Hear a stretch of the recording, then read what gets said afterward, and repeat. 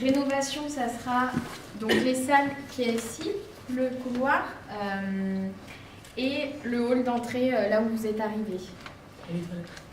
Et les toilettes qui sont à côté du distributeur, je ne sais pas si vous êtes allés. Et puis le troisième, et donc ça, il y aura 2 groupes. Et la troisième chose, donc c'est la construction. Donc on démolit tout l'amphi où vous étiez, qui est vraiment très agréable, et on va le reconstruire complètement avec les toilettes qui sont dans le sous-sol en dessous. Je ne sais pas si vous êtes allés, ils sont voilà, juste la trace.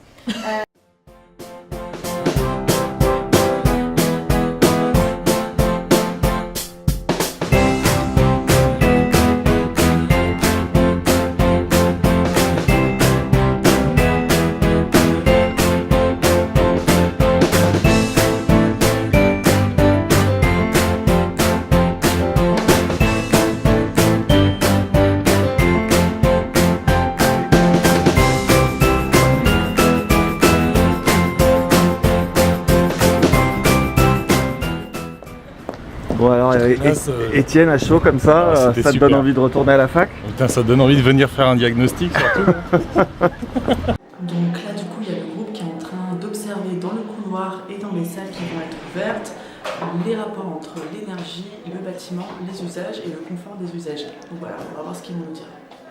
Donc là, nous sommes en séance d'observation dans le couloir des salles. Est-ce que vous avez des choses que vous avez observées qui vous choquent, que vous avez remarquées en particulier? Oui, alors pour démarrer, ce long couloir qui est allumé, alors je ne sais pas s'il y a des détecteurs de présence et il y a du monde, donc ça marche, mais c'est aussi le nombre de néons. J'ai compté environ 60 néons allumés, donc ça fait quand même beaucoup. En passant par les toilettes, donc il y a du simple vitrage sur les vitres. On sent que l'air passe quand même et pas de VMC du tout pour l'extraction d'air dans ces pièces humides. Le distributeur de boissons et de friandises qui est allumé, alors ça j'imagine, mais je me posais la question sur les week-ends et les congés. Et puis salle de classe que j'ai regardée, donc il y a du simple vitrage, mais il y a une sacrée belle luminosité dans cette classe-là. Donc là, le deuxième temps va commencer, je vais rentrer dans une salle de classe, je viens d'y rentrer, il fait très très chaud. Lors de l'observation, soit dans l'amphithéâtre, soit dans les toilettes, soit dans la cour. Voilà, je laisse prendre la parole. Je veux bien commencer. Alors, dans l'amphi, je sais pas, ce que j'ai remarqué, c'est un peu l'absence de contrôle sur les questions de ventilation qui est en fait une installation naturelle. La marmette, Ça dépend. Ouais, non. On peut pas en mettre qu'une. On peut pas en mettre qu'une. Nous, on est un peu fous. Vous êtes pas prêts? Bah, c'est dur de se décider sur une seule image pour après, quoi. Ça va dépendre des cas, quoi. Ça dépend des cas. C'est vrai que elles sont complémentaires, ces images. Est-ce que vous êtes prêts à l'étape 1? Oui. Ouais. Bon, on va commencer avec l'étape 1. On vous écoute? Quelle image vous avez choisie pour l'implication des usagers actuels? Ah oui, effectivement. Je suis plutôt d'accord sur celle-là. Ça peut être vu comme ça. Laquelle?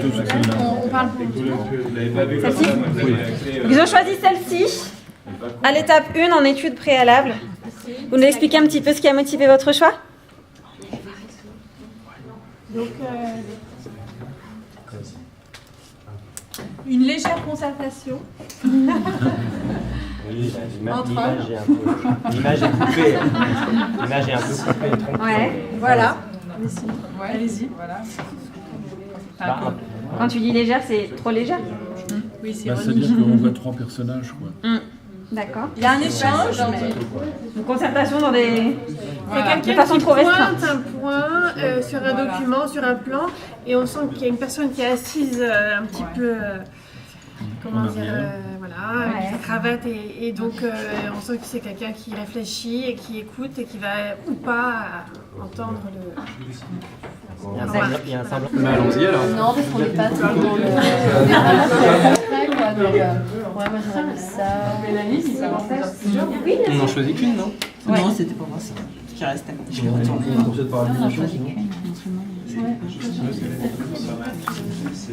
Ça, il est elles sont pas mal.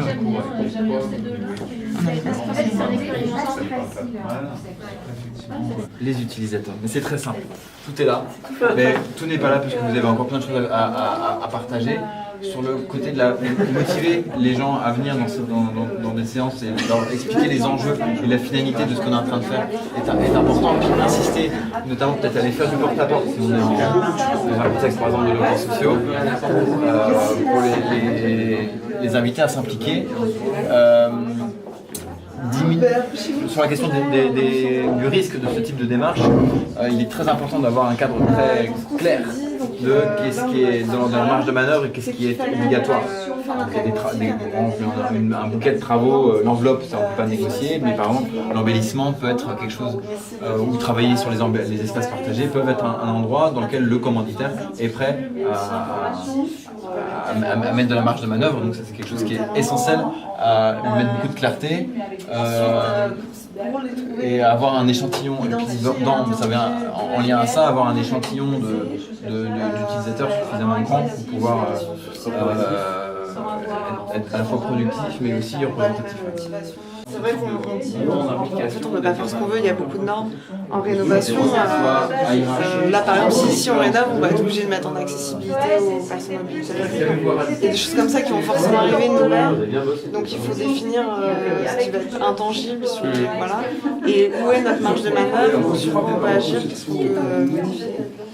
De se projeter sur les changements que dans la rénovation ou dans la construction où on peut plus faire table rase et anticiper les changements et les usages. D'où l'importance de penser les usages en amont. Un projet sans ensuite leur faire un retour sur cet investissement. Donc pour nous, ce qui est vraiment important de souligner ici, c'est l'importance égale avec les étapes précédentes. Donc là, on avait défini 3 étapes. Et du coup, on pourra en rajouter une 4e qui consiste à partager et à donner un feedback aux personnes qui se sont impliquées. Pour nous, c'est vraiment l'étape majeure à ne pas louper à la fin et qui permet aussi de maintenir le comportement. Une fois qu'on a créé une motivation, on ne peut pas laisser les personnes impliquées comme ça. Donc pour venir répondre à cette motivation et surtout la maintenir, le feedback est aussi important que les étapes précédentes.